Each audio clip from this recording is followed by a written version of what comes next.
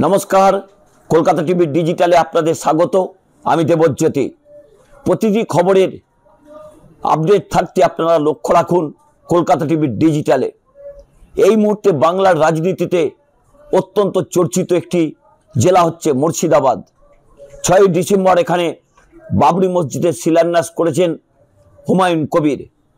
ভরতপুরের এই হুমায়ুন কবিরকে নিয়ে বারবার বিতর্কে জড়িয়েছে তৃণমূল কংগ্রেস।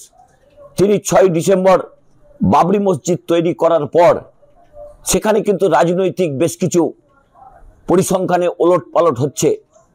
বেসুরো হচ্ছেন তৃণমূল কংগ্রেসের আরও এক সংখ্যালঘু নেত্রী শাহনাজ বেগম।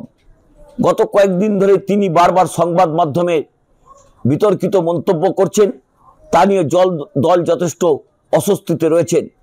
এই মুহূর্তে তৃণমূল কংগ্রেসের জেলা পরিষদের সদস্য, তিনি এর আগের যে জেলা পরিষদ ছিল সেই সময় সহসভাপতি ছিলেন। তাকে নিয়ে নতুন বিতর্ক তৈরি হয়েছে। তিনি হুমকি দিয়েছেন তিনি দল ছাড়তে পারেন। একসময় তিনি সিদ্ধান্ত নিয়েছিলেন তার পুরনো দল জাতীয় কংগ্রেসে তিনি ফিরবেন। এখন তিনি বলছেন যে না, এই মুহূর্তে তার জাতীয় কংগ্রেসে ফেরার রাস্তা বন্ধ। কারণ জাতীয় কংগ্রেসের বিরুদ্ধে তিনি যেসব মন্তব্য করেছিলেন সেই মন্তব্যগুলোকেই তিনি হাতিয়ার করে বলছেন তিনি নতুন কোনো সিদ্ধান্ত নেবেন। কি সেই সিদ্ধান্ত? তিনি কি অন্য কোনো রাজনৈতিক দলে যোগদান করবেন? তা নিয়ে যথেষ্ট অস্বস্তিতে রয়েছে। তিনি যেটা অভিযোগ করছেন যে জেলা পরিষদের বৈঠক হচ্ছে, তাকে ডাকা হচ্ছে না, দলের কোনো বৈঠকে ডাকা হচ্ছে না। এছাড়াও তারা যখন বিভিন্ন কর্মসূচি নিচ্ছিলেন তখন দলের পক্ষ থেকেও কিন্তু সেই কর্মসূচিগুলোকে নিষেধ করা হয়েছে।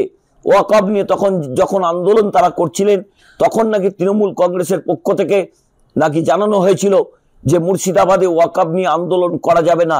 তারপর থেকেই বারবার দলের অস্বস্তি বাড়িয়েছেন এই জেলা পরিষদের এই মুহূর্তে সদস্য। কারণ তিনি বলছেন যে এই মুহূর্তে তৃণমূল কংগ্রেস করা তার কাছে কার্যত কঠিন। তবে এখন দেখার তৃণমূল কংগ্রেসের আর কোনো শক্তি ক্ষয় হয় কিনা। কারণ ইতিমধ্যেই তার যেটা অভিযোগ, জেলা সভাপতি অপূর্ব সরকার তাকে কোনো বৈঠকে ডাকছেন না, জেলা পরিষদের বৈঠকেও তাকে ডাকা হচ্ছে না। তাই যথেষ্ট অস্বস্তিকর বেশ কিছু মন্তব্য করছেন যা তৃণমূল কংগ্রেসের কাছে অত্যন্ত অস্বস্তির কারণ। তাই তৃণমূল কংগ্রেস কি হুমায়ুন কবিরের মতো এর বিরুদ্ধে কোনো ব্যবস্থা নেবেন? তবে এখনো পর্যন্ত তৃণমূল কংগ্রেসের পক্ষ থেকে তা নিয়ে কোনো মন্তব্য করা হয়নি। তবে এই সংখ্যালঘু অধ্যুষিত এলাকায় যেভাবে সংখ্যালঘু নেতা এবং নেত্রীদের মধ্যে বিস্ফোরক মন্তব্য শোনা যাচ্ছে তা নিয়ে কিন্তু তৃণমূল কংগ্রেসের মুর্শিদাবাদের রাজনীতিতে বা মুর্শিদাবাদের রাজনীতির অন্দরে যথেষ্ট জল্পনা তৈরি হয়েছে।